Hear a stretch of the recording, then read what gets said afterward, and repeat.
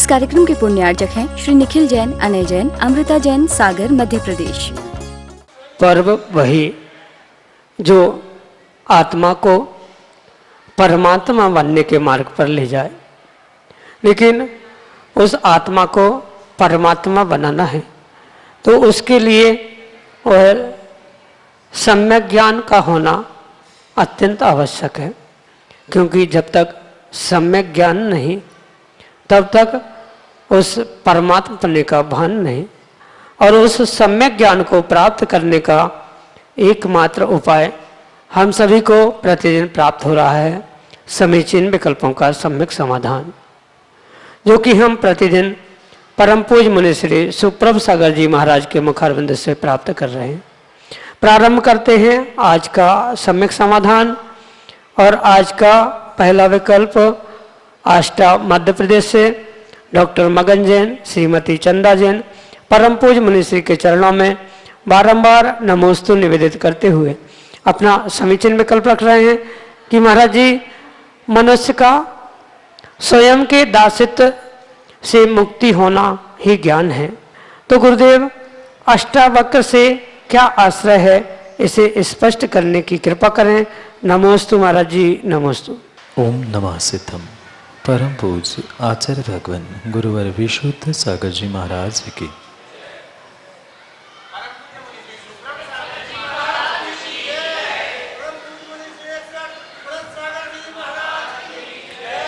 मनुष्य के जीवन में जो दासित्व कहा है वह परिपूर्ण रूप से उस अष्टावक्र के निमित्त से कहा। पौराणिक कथाओं में रामायण आदि आपने पढ़ा होगा कि जो पुरुष 8 जगह से वक्र था उसे अष्टावक्र कहा था। पर मात्र वो ही जीव नहीं, अपितु संसार का प्रत्येक जीव अष्टावक्र है। जो 8 कर्मों के निमित्त से अनेक स्थानों से वक्र हुआ है, वास्तव में वही अष्टावक्र है। और इस अष्टावक्रता के कारण से ही जीव इस संसार में दासत्व को या दासित्व गुण को प्राप्त कर रहा है, अन्य उसका कोई भी अभिप्राय नहीं है। भले ही लौकिक दृष्टांतों में किसी जीव को पौराणिक कथाओं में आपने पढ़ा होगा वह 8 जगह पर टेढ़ा था, इसलिए उसे अष्टावक्र कहा जाता था। पर संसार का प्राणी उन 8 कर्मों के निमित्त से कभी सुख रूप, कभी दुख रूप, कभी साता, कभी आसाता, कभी मोहनी, कभी दर्शनावरणी, ज्ञानावरणी आदि कर्मों के रूप से कहीं ना कहीं आड़ा टेढ़ा होता ही है, और उसके ही कारण वह संसार में अटका हुआ है, मुक्ति को प्राप्त नहीं कर पा रहा है। और इसी अभिप्राय को ही साथ लेते हुए वहाँ दासित्वता और अष्टावक्रपणा कहा गया है।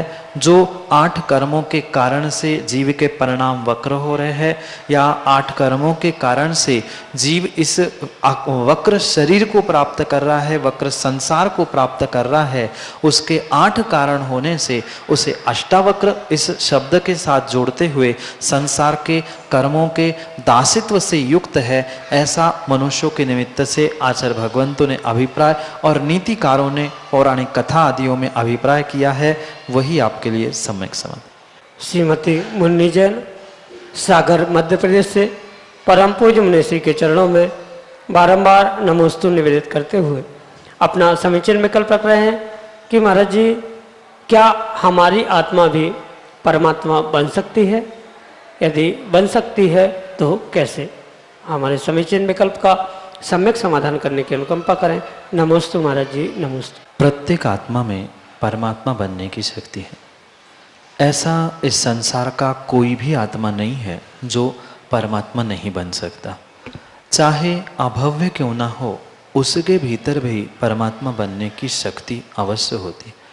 भले ही वह तीव्र मिथ्यात्व या 8 कर्मों से बंधा हुआ पड़ा है और परिपूर्ण रूप से वह अभव्य भी क्यों ना हो, पर अभव्य के पास भी भगवान बनने की, परमात्मा बनने की शक्ति होती है। अंतर इतना है कि भव्य उसे प्रकट करता है और अभव्य उसे कभी भी प्रकट नहीं करता, इतना ही अंतर है। और इसी कारण से ये निर्णय करने की आवश्यकता है, संसार का प्रत्येक जीव, प्रत्येक आत्मा परमात्मा शक्ति से युक्त होने से वह परमात्मा बन सकता है। उसमें किंचित भी विकल्प करने की आवश्यकता नहीं है। परमात्मा वही बनता है जो बहिरात्मा होता है, और बहिरात्मा ही अंतरात्मा बन के परमात्मा बनता है। आचार्य भगवंत आत्मा के निमित्त से आत्मा के 3 प्रकार, 3 भेद समझाते हुए कहते हैं कि आत्मा 3 प्रकार की है, बहिरात्मा, अंतरात्मा और परमात्मा। जो मिथ्यात, राग, द्वेष, कसाय आदि से युक्त होते हुए पर वस्तु को अपना मानता है, ऐसे पर वस्तु को अपना मानने वाला जीव वह परिपूर्ण रूप से बहिरात्मा कहा है। और जैसे ही वह बहिरात्मा सम्यक दर्शन को प्राप्त करते हुए क्रम क्रम से कुछ नियम व्रत लेते हुए आगे बढ़ने का पुरुषार्थ करता है, और मुनिराज आदि तक उस अवस्था में वह अंतरात्मा की ही स्थिति में होता है। और सम्यक दर्शन, व्रत, चारित्र, इस निमित्त से जो अंतरात्मा बना था वो ही पुनः पुरुषार्थ करते हुए बहिरात्मा बनने की शक्ति रखता है। इसलिए प्रत्येक बहिरात्मा अंतरात्मा बन सकता है, और प्रत्येक अंतरात्मा परमात्मा बन सकता है। अंतर इतना है, जो भव्य होता है वह बन ही जाता है, आज नहीं तो कल। अभव्य जो है वह कभी भी उस परमात्मा शक्ति को प्रकट नहीं कर सकता। दोनों में इतना ही अंतर है। कुछ जीवों का ये भ्रम है कि बहिरात्मा या अभव्य जीव भगवान बनने की शक्ति से भी युक्त नहीं होते। प्रत्येक जीव, चाहे निगोदिया क्यों ना हो, चाहे पंचेंद्रिय मनुष्य क्यों ना हो, सभी अवस्थाओं में जो जीव विराजमान है वह जीव में भगवान बनने की शक्ति है। कोई की प्रकट होती है वह भव्य गुण से युक्त है, जिसकी प्रकट नहीं होती है वह अभव्य गुण से युक्त होता है। दोनों में इतना ही अंतर है, पर प्रत्येक आत्मा परमात्मा बन सकती है। आप भी सम्यक पुरुषार्थ करोगे तो आप भी अंतरात्मा बहिरात्मा दोनों भी बन सकते हो। यही आपके लिए सम्यक समाधान। अनिल जैन, बस सागर, मध्य प्रदेश से परम पूज्य मुनिश्री के चरणों में बारंबार नमोस्तु निवेदित करते हुए अपना समीचीन प्रश्न कर रहे हैं कि गुरुदेव, अरिहंत सिद्ध भगवान की भक्ति किस तरह, कब और कैसे करें, जिससे कि हम कर्मों के मुक्ति का मार्ग प्राप्त कर लें। हमारे समीचीन विकल्प का सम्यक समाधान करने की अनुकंपा करें। नमोस्तु महाराज जी, नमोस्तु। भक्ति जिनवरणम खवियम पूर्व संचयम कम्मो। आचार्य भगवान मूलाचार्य जी में स्पष्ट रूप से लिखते हैं, अरिहंत आदि भगवान की भक्ति करने से ही हम परिपूर्ण रूप से मुक्ति को प्राप्त होते हैं, या पूर्व संचित जो भी कर्म हमारे आत्मा में चिपके हैं उससे दूर होने का अगर कोई साधन, अगर कोई कारण है तो वह एकमात्र ये अरिहंत सिद्ध आदि की भक्ति है। जो इस अरिहंत भक्ति से और सिद्ध भक्ति से ओतप्रोत होता है, परिपूर्ण रूप से उन परमात्मा के गुणों को वो भी अवश्य प्राप्त करता है। इसके लिए कोई ऐसा निर्धारित स्थान, निर्धारित काल नहीं है कि सुबह के 2 घंटे ही हम भगवान की भक्ति कर सकते हैं, दोपहर में नहीं कर सकते, या शाम को कर सकते हैं, रात में नहीं कर सकते। ऐसा कहीं भी बंधन आचार्य भगवंतों ने भगवान अरिहंत सिद्ध या पंच परमेष्ठी की भक्ति करने में किंचित भी नहीं किया। पर यह भी पक्का समझने की आवश्यकता है कि जो भी भगवान अरिहंत सिद्ध आचार्य उपाध्याय साधु पंच परमेष्ठी के निमित्त से आचार्य भगवंतों ने भक्ति बताई है, प्रत्येक समय की भक्ति में अंतर है, प्रत्येक समय की पूजा में अंतर है। क्योंकि आपने भी शायद पढ़ा होगा त्रिकाल पूजा, त्रिकाल वंदा, करे करावे, भावना भावे आदि उस महार्घ में आपने पढ़ाई होगा। तो वह त्रिकाल हम भक्ति, पूजा, पाठ, वंदना आदि सब कुछ कर सकते हैं, पर काल की मर्यादा को देखते हुए सब काल की पूजा, सब काल की वंदना, भक्ति, इसमें अंतर हुआ करता है। सुबह के समय अगर भक्ति करनी है तो पूजा पाठ अभिषेक आदि करते हुए हम अरिहंत सिद्ध की भक्ति कर सकते हैं। शाम के, रात के समय में अगर हमें करनी है तो वही शाम के समय हम भगवान की आरती आदि करते हुए, भजन भक्तांबर आदि पढ़ते हुए भगवान की भक्ति कर सकते हैं। रात में सामायिक स्वाध्याय आदि करते हुए भी हम अरिहंत सिद्ध आदि की भक्ति कर सकते। भक्ति का मतलब मात्र हाथ में टाल या कुछ वाद्य यंत्र लेके नाचना, गाना, भजन करना इतना ही नहीं है। अपितु पूज्येषु गुणानुरागो भक्ति, जो हमसे पूज्य है, ज्येष्ठ है, उनके गुणों के प्रति जो मेरा अनुराग है, उनको मुझे प्राप्त करने की जो भावना हो रही है, वास्तव में उसे ही आचार्य भगवंतों ने भक्ति कही है। और वही भक्ति कर्मों की निर्जरा के लिए कार्यकारी हो सकती है। अन्य कोई भी भक्ति कर्मों की निर्जरा के लिए कार्यकारी नहीं है। समय समय पर सुबह, दोपहर, शाम आदि समय में जो भगवान की भक्ति करता है और मात्र उसमें प्रदर्शन की दृष्टि उसके सामने है, उसके पास है, तो वह कभी भी कर्मों की निर्जरा नहीं कर सकता। कर्मों की निर्जरा करने के लिए परिपूर्ण रूप से श्रद्धा, भक्ति और समर्पण, इसका परिचय भीतर से होने की आवश्यकता है।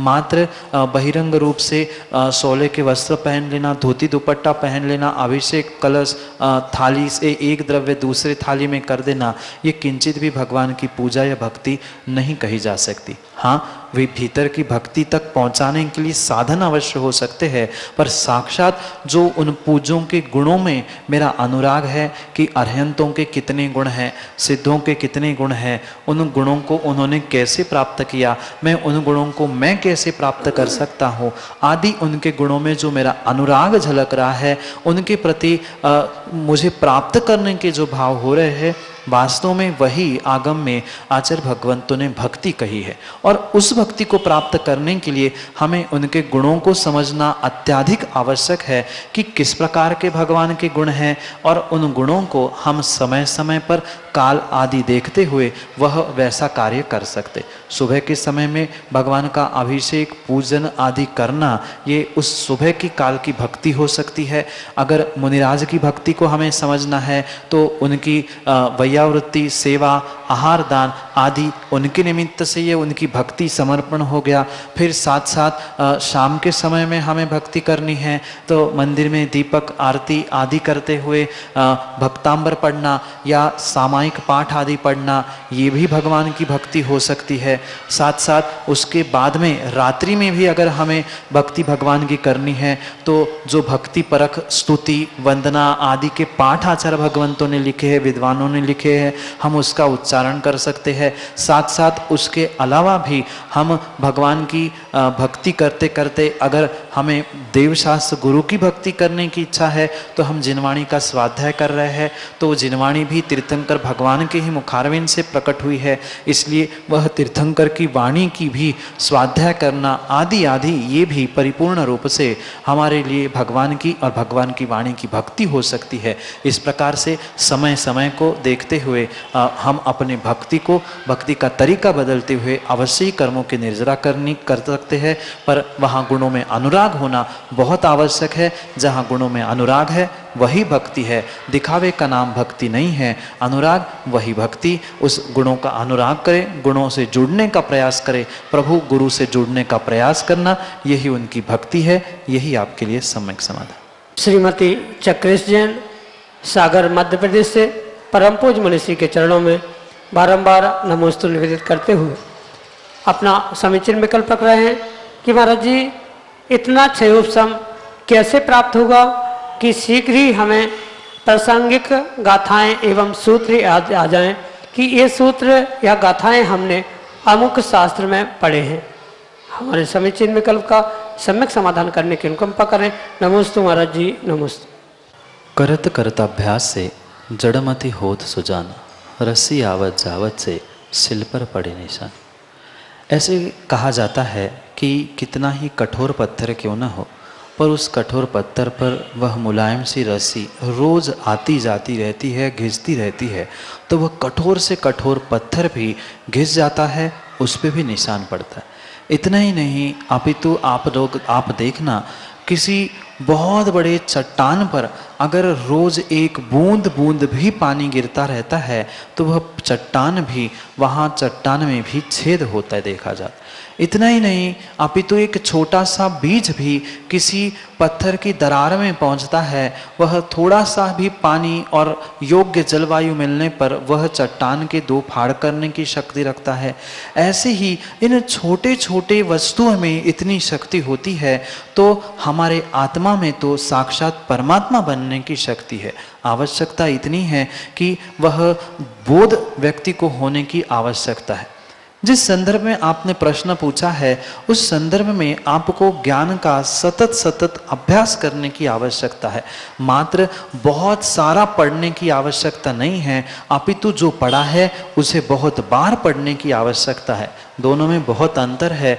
व्यक्ति बहुत सारा पढ़ने के चक्कर में जो पुराना पढ़ा है उसे भूल जाता है, पर ऐसा करने से क्षयोक्षम धारणा नहीं बढ़ने वाली, क्योंकि ये धारणा जो बुद्धि रूप होती है, जो धारण करने की शक्ति होती है और उसका समय पर उपयोग करने की जो शक्ति होती है, ये परिपूर्ण रूप से भिन्न प्रकार से होती है। और उसके क्षयोक्षम को यानी धारणा शक्ति को बढ़ाने के लिए परिपूर्ण रूप से हमें स्वयं को ही पुरुषार्थ करना होता है कि मैं किस प्रकार से इस धारणा को प्राप्त करूं। सतत सतत धारण करने की या उसे ग्रहण करके पुनः पुनः पढ़ने की, याद करने की जो आदत है, उसके द्वारा ही हम उसको अच्छी तरह से ग्रहण करते हुए अपने दिमाग में व्यवस्थित धारण कर सकते हैं। और वही जब समय आता है, समय पर प्रयोग करने की भी तभी वह बुद्धि काम में आती है जब हम उसे धारणा रूप अच्छे से ग्रहण कर सकते। और धारणा रूप ग्रहण करने के लिए वह सतत उसका आमना, अनुप्रेक्षा आदि जो स्वाध्याय के भेद बताए हैं उसके द्वारा उन गाथाओं को, उन श्लोकों को कंठस्थ करे। पर मात्र शब्दों को, अक्षरों को कंठस्थ करने से भी काम नहीं होगा। उस गाथाओं के साथ उसके विषय को, अर्थ को भी समझने की आवश्यकता है।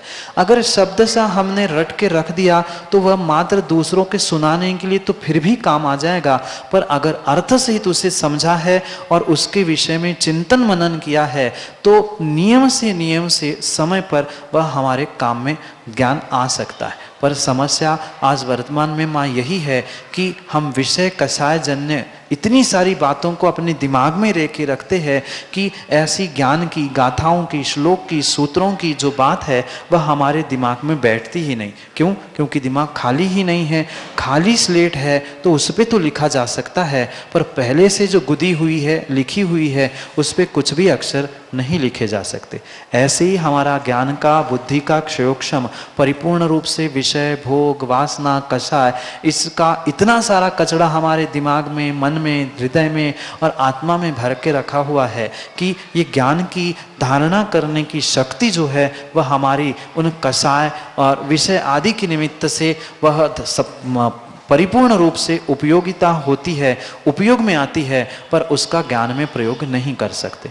25 नहीं 50 वर्ष पहले किसी ने कुछ कहा है वो तो हमें याद रहता है, पर हमने 5 दिन पहले क्या याद किया था वह याद नहीं रहता। क्यों? क्योंकि संस्कार अनादि के उन विषय कषायों को धारण करने के हैं, पर वास्तव में उस विषय कषायों से हटकर कभी भी हम उसे जीवन में उतारने रूप प्रयास नहीं करते। इसलिए सतत ग्रहण करने का, ज्ञान करने का अभ्यास करते रहे।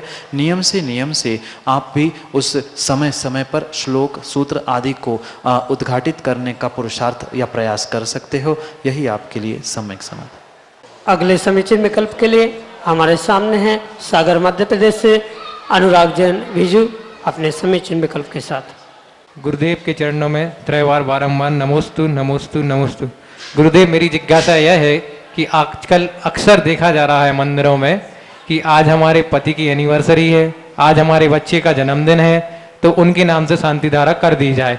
अपन शांति धारा तो कर देते हैं, लेकिन गुरुदेव उसका पुण्य कितना मिलेगा अपन को? क्योंकि उनका बालक, उनके पति वो तो घर पे विश्राम कर रहे हैं। कृपया शंका का समाधान करें। नमोस्तु महाराज। इस बात को हमें बहुत अच्छे से समझना होगा कि आगम ग्रंथों में जो पूजा, अभिषेक, शांति धारा आदि आदि के निमित्त से जो कुछ भी बातें लिखी है, परिपूर्ण रूप से उसके पीछे का कारण मात्र और मात्र एक अपने परिणामों की विशुद्धि है।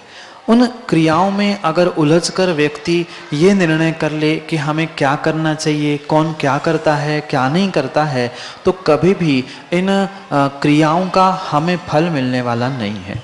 पर उसके साथ साथ विजू भाई ये भी बात हमें बहुत अच्छे से समझने की आवश्यकता है, जो वर्तमान में इन क्रियाओं को लेकर जो बहुत सारे स्थानों पर ओहापोह दिख रहा है, चाहे वह शांति धारा हो, अभिषेक हो, किसके बाद क्या होना चाहिए क्या नहीं है, इन सभी बातों में आचार्य भगवंत एक ही बात करते हैं, ये सब कुछ क्रिया मात्र आत्मा की विशुद्धि के लिए है और इन क्रियाओं को स्वयं करने से ही आपको परिपूर्ण रूप से फल मिल सकता है। ऐसा किंचित भी नहीं हो सकता है कि घर का कोई दूसरा सदस्य रोटी खा ले और आपका पेट भर जाए, ऐसा हो ही नहीं सकता। हाँ, वह कृतकारित अनुमोदना का फल तो कहा है, पर कृतकारित अनुमोदना का फल उसी के लिए होता है जो वास्तव में उन क्रियाओं की अनुमोदना कर रहा है।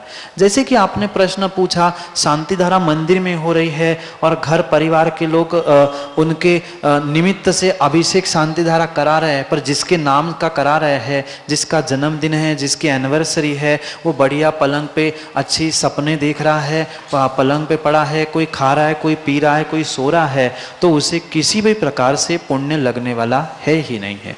जब कृतकारित अनुमोदना की बात आती है तब आचार्य भगवान कहते हैं व्यक्ति कम से कम उस क्रिया की अनुमोदना करने के लिए सामने तो होना चाहिए। अब उस व्यक्ति को पता ही नहीं है कि हमारे नाम की शांति धारा हो रही है, या कई बार ऐसा देखने में आता है कि घर के सदस्य पत्नी मंदिर में जाकर बैठी है, शांति धारा करवा रहे हैं और पति देव है, बेटा है जिसका बर्थडे है, वे बढ़िया आराम फरमा रहे हैं, तो वह पलंग में पड़े पड़े कभी भी शांति धारा अभिषेक की अनुमोदना नहीं हो सकती। ठीक है, अनुमोदना उन्हीं के लिए कही गई है, कही तो है, पर जो कुल से, शरीर से, परिवार से अभिषेक शांति धारा करने की योग्यता नहीं रखता है, उन जीवों के लिए मात्र अनुमोदना कही है। हाँ, कहीं सूतक पातक है, कुछ मर्यादा है, कुछ कुल कलंकित है या अंगहीन है, ऐसे काल में व्यक्ति अभिषेक शांति धारा पूजा आदि की अनुमोदना करे तो कोई बात नहीं है, पर जब स्वशक्ति है तो व्यक्ति को स्वयं से ही हाथ से दान देना चाहिए और स्वयं के ही हाथ से पूजा अभिषेक करना चाहिए। क्योंकि ये बात कुछ दिन पहले ही हमने कही थी कि किसी अन्य व्यक्ति के हाथ से या किसी नौकरों से दिया हुआ दान, नौकरों से की गई पूजा अभिषेक किंचित भी तुम्हें फल देने वाली नहीं है। ऐसे ही भले ही आपके नाम का उच्चारण किया गया हो, आपने बहुत सारे पैसे धन राशि भी दी हो, पर मात्र पैसे देने से वह पुण्य आपको मिलने वाला नहीं है। ये जितनी भी परंपरा है वास्तव में प्रमोद भाई, ये वर्तमान में प्रारंभ हुई अन्य स्थानों से देखा सेखी करके शुरू हुई ही परंपरा है। वह कई स्थानों में ऐसी परंपरा चलती है, आप 501 रख लो, हमें रख दे के चले जाना और हम आपके नाम की 100 माला फेर लेंगे। आप 2000 रख के चले जाना, आपके लिए मैं भगवान को नैवेद्य चढ़ा दूंगा, आपके लिए भगवान खुश हो जाएंगे। ऐसी जैनागम में कहीं से कहीं तक व्यवस्था नहीं है। स्वयं को प्राप्त करना है पुण्य तो उस कार्यों को स्वयं को ही करना होगा। अन्य किसी भी प्रकार से किए गए दूसरे ने किए हैं कार्य का फल आपको मिलने वाला नहीं है। माना कि बेटे का जन्मदिन है और माँ ने शांति धारा की है, तो माँ को तो शांति धारा देखने का तो पुण्य मिलेगा और द्रव्य लगाया है उसका थोड़ा बहुत पुण्य तो लगेगा, पर बेटे को किसी भी प्रकार से जो पलंग पे सो रहा है उसे भान ही नहीं है कि हम अभिषेक शांति धारा आदि करना है, तो उसे कभी किसी प्रकार से फल मिल ही नहीं सकता। इसलिए इस बात का बहुत विवेक पूर्वक व्यक्ति को विचार करना होगा कि इन कार्यों में हमें किस प्रकार से संलग्न होना होगा। अगर किसी अन्य प्रकार से व्यक्ति उसमें संलग्न हो रहा है तो वहाँ फिर भी समझ में आता है। माना कि अभिषेक करने के लिए दोनों पहुँचे, बेटा और माँ, और वहाँ वस्त्र नहीं मिले या कुछ ऐसी जल्दी थी कि अभिषेक हो चुका है और फिर शांति धारा के लिए नाम लिया है, तो फिर भी वहाँ अभिषेक देख रहे हैं, अनुमोदना कर रहे हैं, इसलिए कुछ तो फल मिलेगा। पर जो घर में पलंग में पड़ा है, जिसे बोध ही नहीं है हमारे नाम की अभिषेक शांति धारा हो रही है, उसे किसी भी प्रकार से फल मिलने वाला नहीं है। ये अन्य दर्शन का, अन्य दर्शन का, अन्य स्थानों का वह मात्र अनुकरण कर लेना, नकल कर लेना, इसका अर्थ धर्म नहीं है। ये अंधरूढ़िया है। परिपूर्ण रूप से जो उन कार्यों को करने की शक्ति नहीं रखता है उसके लिए अनुमोदना कही है, और वही अनुमोदना साक्षात सामने है तो फल मिलेगा, अन्यथा परोक्ष रूप से पलंग पे बैठे बैठे, लेटे लेटे, खाते पीते वह शांति धारा का पुण्य उस व्यक्ति को नहीं मिलेगा। चाहे उनके पुण्य स्मृति में मरने के बाद कर रहे हो, घर में पड़े हैं उनके कर रहे हो, वह किंचित भी उनको फल मिले नहीं मिले नहीं पता, क्योंकि उनका वहाँ भाव नहीं है, अनुमोदना नहीं है, उन क्रियाओं से वे संलग्न नहीं है, इसलिए उनको उसका फल नहीं मिलेगा। जो सामने है उसे फिर भी मिलेगा। इसलिए ये व्यवस्था को आगम के परिप्रेक्ष्य में समझने की आवश्यकता है। यही आपके लिए सम्यक समाधान। जय जन बंधु, हम सब लाभ ले रहे थे बहुचर्चित कार्यक्रम समीचीन विकल्पों का सम्यक समाधान का। आप लोगों से एक सूचना, एक रिक्वेस्ट, पर्युषण पर्व में मोराजी सागर से समय सारोपासक संस्कार शिविर का आयोजन किया जाएगा। आप अगर इस कार्यक्रम से जुड़ना चाहते हो तो हमारा जो व्हाट्सएप के नंबर है उस पर आप कॉल या मैसेज कर सकते हैं, या आप इनके जो नंबर है 98272751 इस नंबर पे आप संपर्क कर सकते हैं। पूर्ण यहाँ पे आगंतुक की शिविरार्थियों की प्रासुक भोजन एवं आवास की निःशुल्क व्यवस्था रहेगी।